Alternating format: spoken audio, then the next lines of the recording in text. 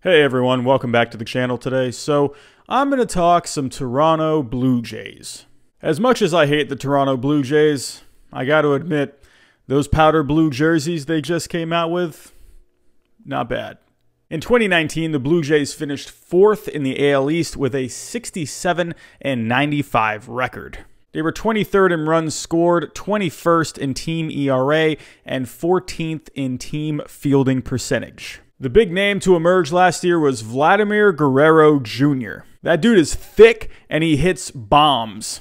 He played in 123 games last year. He hit .272 with 15 home runs and 69 RBIs. Another big storyline last year was Marcus Stroman being traded to the New York Mets. They also traded Daniel Hudson, who was pretty effective last year, to the Nationals, who ended up winning the World Series. Another player that emerged for the Blue Jays last year was Beau Bichette. He came up in late July. In 46 games, he hit .411 and had 11 home runs. There was also Cavan Biggio, the son of Craig Biggio. He was pretty solid last year. He got on base at a .364 clip. He did have a pretty low average, but he was pretty productive overall. Ken Giles also had a pretty solid season as the Blue Jays closer. He saved 23 games in 51 innings pitched, and he had an ERA of 1.81. Overall, the Blue Jays just weren't good last year. They had a lackluster offense. They had guys who weren't even getting close to 150 innings pitched. They only had one guy, Trent Thornton, who eclipsed the 150 innings pitched mark, if you don't include Marcus Stroman in that. Overall, the Blue Jays,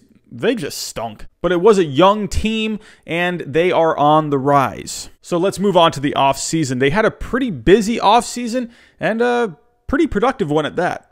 They made a big splash by signing Hyun-Jin Ryu. He was really good last year for the Dodgers. He finished with a 14-5 record, a National League leading 179 ERA+, a Major League leading 2.32 ERA, and a Major League leading 1.2 walks per game. He'll definitely be the ace heading into 2020. They also signed Tanner Roark. He was pretty good last year. He pitched for the Reds and the Athletics. He was traded mid-season. He ended up with a record of 10-10 and an ERA a little north of 4. He's going to provide the Blue Jays innings, which is what they desperately needed. They also signed Chase Anderson, who pitched for the Brewers last year. He did struggle a little to go deep into games. He averaged only about 4.2 innings pitched per start, but he did finish with an 8-4 record and an ERA a little north of 4.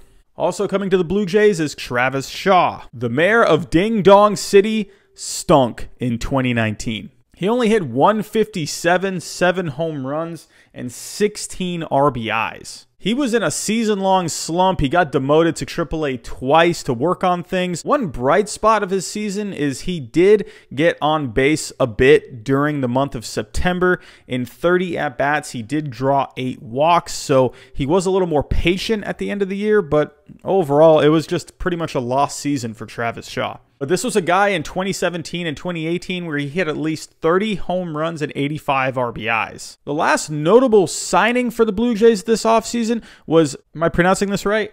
Shun Yamaguchi. He played in Japan's Central League last year, and he was pretty good. He had a 15-4 record, a 2.91 ERA, and he had 188 strikeouts and 170 innings pitched. It's expected that he's going to be competing for a rotation spot heading into spring training, but he's very flexible. He can come out of the bullpen, and he can also open games. So now heading into 2020, things are looking up for the Toronto Blue Jays. They do have a couple of prospects to look out for. Be on the lookout for Nate Pearson. This dude throws gas. He topped out at 104 miles an hour last year, and in a little over 100 innings pitched last year, he had a 2.31 ERA and 119 strikeouts. He can easily be in that rotation by midseason, even by June. Also, look out for Anthony Kay. He came over in the Marcus Stroman trade. With the Mets AAA team last year, he did struggle a bit, but when he came over to the Blue Jays AAA team, he did really well. He did pitch a little bit for the Blue Jays in September,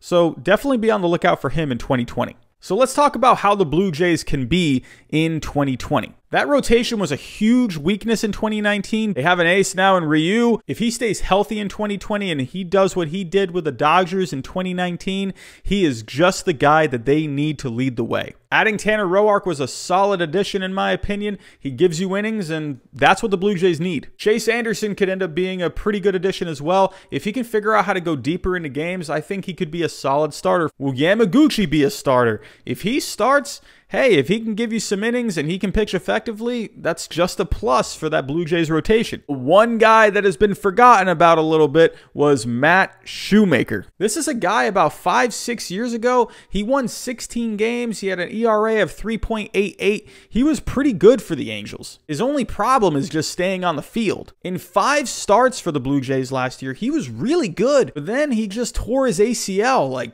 terrible luck, man. If he can come back in 2020 and pitch effectively, he could easily be their number 2 starter behind Ryu. As for that lineup, it was pretty lackluster in 2019, but it could be pretty good next year. You got the 3 young guys, Vlad Jr., Biggio, and Bichette. They all had pretty solid rookie campaigns. If Vlad Jr. can give you some more power, if he can get into a little bit better shape, I think he's going to be able to play that whole year. He can really give you some good power numbers and definitely drive in some runs. Biggio got on base a lot last year. Bichette showed some promise in the few games that he did play. That offense with those 3 could be pretty good. And if Travis Shaw can get back to being the mayor of Ding Dong City with 30 home runs and 85 RBIs a year, man, that Blue Jays offense could be scary. Moving on to the bullpen, it was really nothing to scream from the mountaintops about. They did have Ken Giles. He was pretty good. In fact, he was really good. However, the whole bullpen is just wide open at the moment. Again, bringing up Yamaguchi. If he doesn't end up being in the rotation, he'll be a solid piece in that bullpen. Overall, with this team, there's just a lot of ifs. Personally, I think they have the talent to win at least 80 to 85 games, which would be a big improvement from last year. But I really don't think it's out of the question if they approach that 90-win mark, and maybe they're in the conversation for that second wild card spot. As a Red Sox fan, the Blue Jays have been a thorn in our sides for years. Man, I hope they don't do that good, but man, they got a lot of talent. They got a lot of good pieces there.